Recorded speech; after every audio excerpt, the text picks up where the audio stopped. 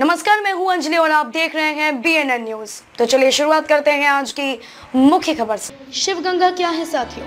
हमारे धर्म और संस्कृति में गंगा मैया, गंगा जल तथा शिव गंगा का महत्व अत्यधिक है। गंगा जल केवल जल न होकर इसमें अनेक विशेष गुण पाए जाते हैं। हमारी संस्कृति में यह कहावत है कि जीवन में जरूर एक बार कम से कम गंगा में नहाना चाहिए। यह केवल अंधश्रद्धा नहीं है, यह तो चुकोटी की आत्मीय श्रद्धा है।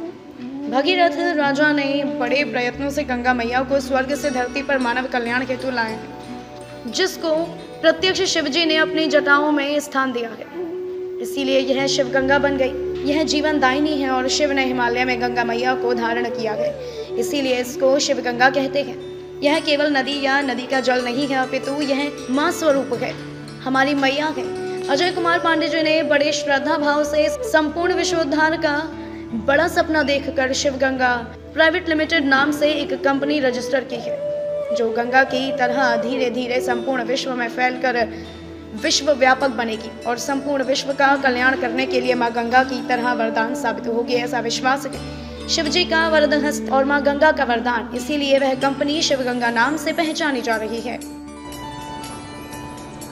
अजय कुमार पांडे जी ने बड़े श्रद्धा भाव से संपूर्ण विश्वोद्धार का बड़ा सपना देखकर शिवगंगा प्राइवेट लिमिटेड नाम से एक कंपनी रजिस्टर की है, जो गंगा की तरह धीरे धीरे संपूर्ण विश्व में फैलकर विश्व व्यापक बनेगी और संपूर्ण विश्व का कल्याण करने के लिए माँ गंगा की तरह वरदान साबित होगी, ऐसा विश्वास है। शिव जी का वरदहस्त और माँ गंगा का वरदान, इसलिए यह कंपनी शिव गंगा नाम से पहचानी जा रही है। हर हर बोले, हर हर गंगे।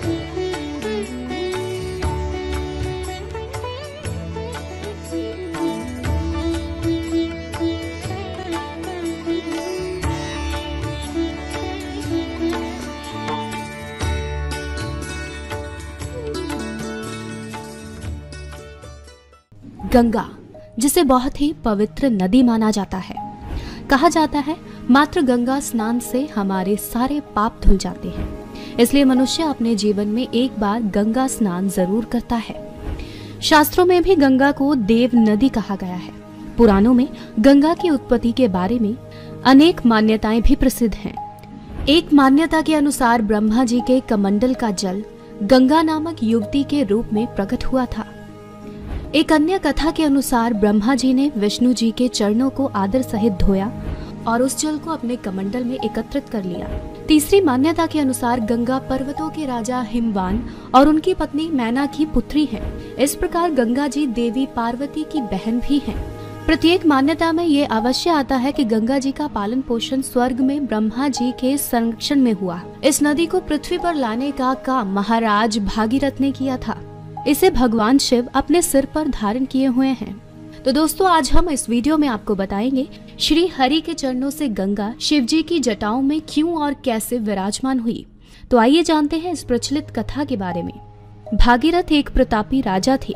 मान्यता के अनुसार उन्होंने अपने पूर्वजों को जीवन मरण के दोष से मुक्त करने के लिए गंगा को पृथ्वी पर लाने की ठानी, क्योंकि गंगा का जल इतना पवित्र होता है, जो भी इसे ग्रहण कर लेता है उसके सारे पाप धुल जाते हैं। गंगा माता को पृथ्वी पर लाने हेतु भागीरथ ने कठोर तपस्या आरंभ कर दी। उनकी कठोर तपस्या देखकर गंगा माँ प्रसन्न हुई और भागीरथ के सक्षम प्रकट हुई। लेकिन उन्होंने पृथ्वी पर आने से पहले भागीरथ को सावधान किया कि मैं जब स्वर्ग से पृथ्वी पर आऊंगी तो पृथ्वी से मेरा वेग सहन नहीं होगा। मेरे तेज बहाव से सारी धरती नष्ट हो जाएगी और मैं रसातल में चली जाऊंगी। गंगा को ये अभिमान था कि कोई उनका वेग सहन नहीं कर सकता। ये सुनकर भागीरथ सोच में पड़ गए, लेकिन वो जानते थे महादेव उनकी मदद अवश्य करेंगे। तब उन्होंने भोलेनाथ की उपासना शुरू कर दी।